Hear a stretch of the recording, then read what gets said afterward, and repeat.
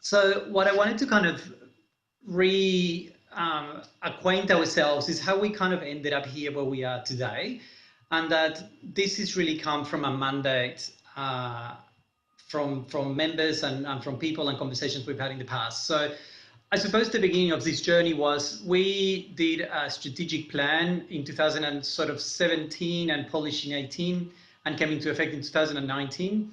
And one of the main things that we talked about in the strategic plan with the few organizations that cared about QFCA back in 2017 was to really tell the story of citizen-led community transformation through neighborhood centers, but also how community development had been lost, as has been said, and how QFCA could provide that leadership in reintroducing community development as the methodology for work in neighborhood centers.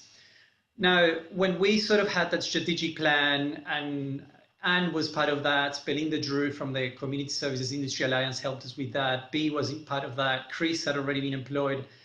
And that really having that in the strategic plan gave us the opportunity to talk with government, and as we were developing our relationship with the state government, that really that was the way we wanted to go, that place-based and community development was really important.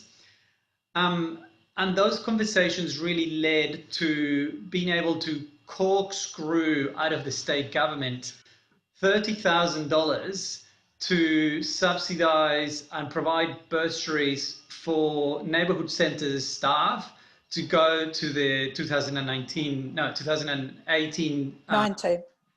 conference. Yeah. I just got some figures because I had to kind of remind myself of these, but so I'm going to find it here. So 42 neighborhood centers applied for those bursaries to attend the city conference. And 24 of those applicants were from very regional and remote parts of Queensland. And there was a number of neighborhood centers that after the conference, they actually wrote letters to the Minister, Coralie O'Rourke, to thank her for having invested that money into neighborhood centers. And I do sort of have a list and the letters. Some people include in the letters, and there was people from Maranoa Regional Council, Moranbah District Support Service, Lockyer Community Centre, something from Notch. She wrote a lovely letter to the Minister, Lately Community Centre. So it was really telling us that neighbourhood centres were interested in community development, and they really wanted to re-engage and really were fishing for ways to get more involved in community development. So I think it's important to also mention that, again, the state government invested in it. They actually put the money, in the sector and said, yes, okay, well, if you think upskilling and bringing community development training for the sector is important, here is $30,000. So again, that's a testament of the working relationship we've been able to broker with the state government and really move away from some kind of adversarial, arm's length, distrustful of government, to saying, look, this is what the sector is saying, how can we work together? And yes, although we might have issues around funding and other directions, they are kind of chipping in and listening to what we have to say. So when we look at this, what we have in front of us, so, the strategic plan, we started to move in a community development direction. That was coming from the membership itself. There's those discussions with the Department of Communities. The Department of Communities obviously was listening and engaged and manifested that by giving us the money. And then at the conference is when there was a conversation about neighbourhood centres. There was one session that was dedicated to community centres and talking about how important, or how could we reclaim community development work in the centres. So that session was hosted by B, Peter Westerby was involved, Anthony Kelly was involved, Chris was involved, and also anyway, so out of that discussion came this sort of mandate from people saying, yes, we want to know more. And how can QFCA help us progress this idea? So going back to everything we've heard today, QFCA has been sort of doing that 013 or that community development process and saying, what do our members, or in our case, our community, want to do? And then we will find resources to do that with you. we're doing it with those people involved. So Anne, B, Maria, they're doing it because they value the work and they are committing their own resources, personal time to do it, and also people like Anthony Kelly. But B, maybe I'll let you take over from that meeting at the conference and then how that developed into the city subcommittee and how that kind of got progressed.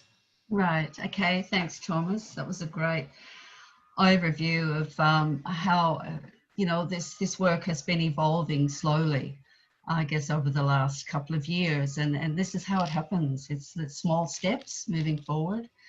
Yeah. So at the workshop, Chris and Jenny, who were sitting on the QFCA board, were given the job to carry this question and these questions that were raised at within this CD workshop. We seem to have lost a practice. Some of us don't even know what the method is anymore. There are so many barriers. We don't know how to report on it. A number of those sorts of things. They said, help us to work with us, help us, it was. But, going back to QFCA responded and set up a CD subcommittee. And the CD subcommittee has clear terms of reference. Val Edsel, and Val, I think you're on today, is the representative from the board who sits on the CD subcommittee. And as you can see here, the membership of the subcommittee we have 2 neighbourhood centre representatives. One is from Deception Bay Neighbourhood Centre. Jenny from New Farm has resigned, left the position, so that's vacant. We have 2 representatives from City Queensland. That's Emily McConaughey and Heather Ellis. We have our senior practitioner and member, which is Carmel. It's been very invaluable to supporting the work. Peter Westerby is an external advisor, and we are resourced by Chris, which is fantastic. Now, the work of the subcommittee has been, I guess you could say that the work has involved structural work as well as it has project work. And of course, the structural work initially was to establish the committee, establish the membership, make sure the terms of references were adopted by QFCA and the mechanisms were all in place, because the subcommittee is accountable to QFCA. And then, of course, a wonderful, wonderful opportunity was presented when Griffith University, I think we've got the next slide, have we, to come up here, made a very generous offer to support QFCA in this important agenda by providing some resources. And we, through that proposal, we established a research task group and established the partnership with Griffith to run the webinars. And this is the last one. Now we've all heard very clearly what the purpose is of the webinars, and we know that there will be a report, and of course there's other movement and action, which I'll recap in a minute. But the research team has been, membership has been Helen Betts, who's from Griffith University, Anne Ingemores, Helen and Natasha are what we call the research team, and the CD team is Maria, Carmel and myself. And we've been working with immensely hard, I might have to say. That's sort of describing it lightly, to stage these webinars. And but there's no doubt that it's made a huge impact in terms of engaging the sector around understanding more about what it is that we need to actually deal with if this practice is going to be furthered or move forward. Okay, that's one. And while that's been happening, we have another project, which was, it's not here yet. That's the one with Anthony Kelly. He actually made a wonderful offer after the conference and saying, he would be prepared to run an experimental education project with neighbourhood centre managers. The reason being that developing a developmental program within your neighbourhood centre has a number of layers to it, and the manager is in the key position to be able to facilitate that.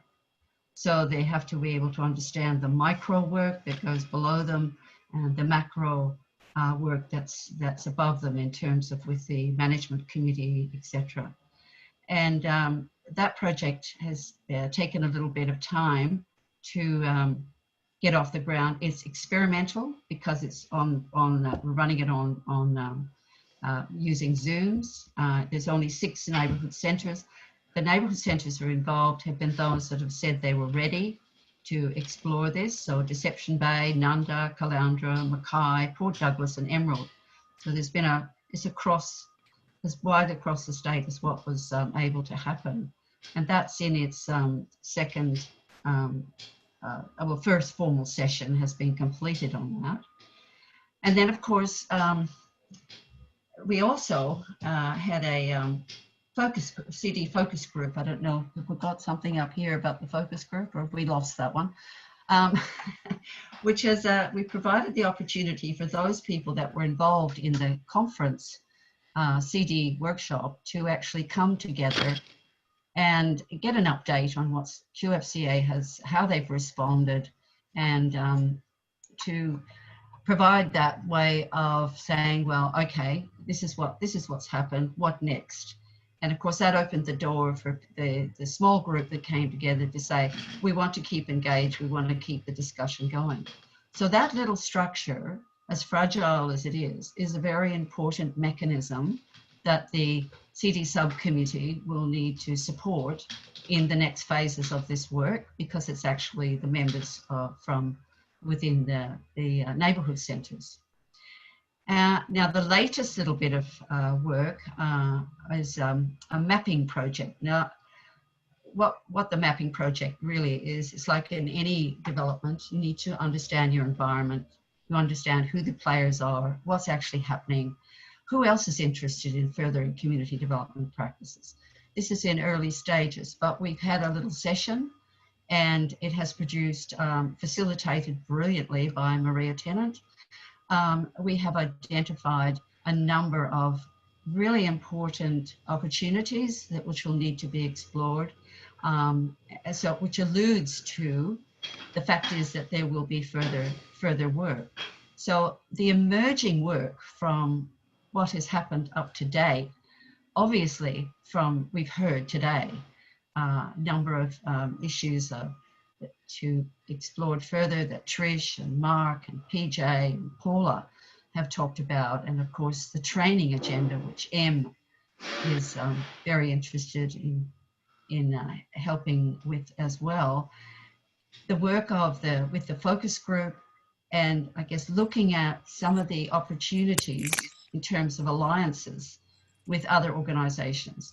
So that sort of just gives you a bit of an overview of I guess the stuff that's been happening around the webinars as well as the webinars. But a very interesting development also is when we set up the experimental education project, Anthony Kelly requested that a letter be written to government to inform them that QFCA is actually undertaking this work. And we've had an interesting response for that. And I'll hand that back to Thomas to talk us through that, and then to, I guess, finish this session off. Over to you, Thomas.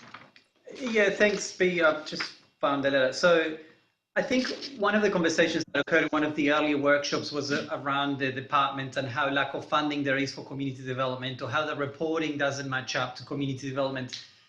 And I think that's right, and I'm not going to dispute that that is the case. However, what we've been trying to say to the sector is that people at the pointy end of the department do believe that community development is important, and through the new reporting mechanisms that we have pitched to them, and also due to some recent state election promises, those things might start to kind of turn around.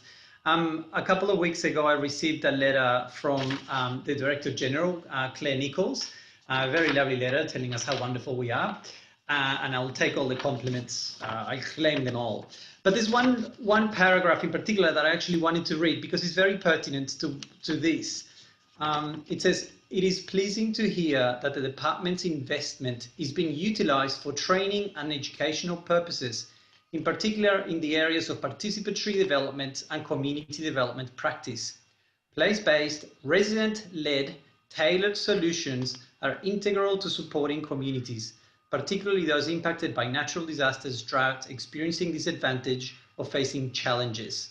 This work is especially important as communities recover from the impacts of COVID-19.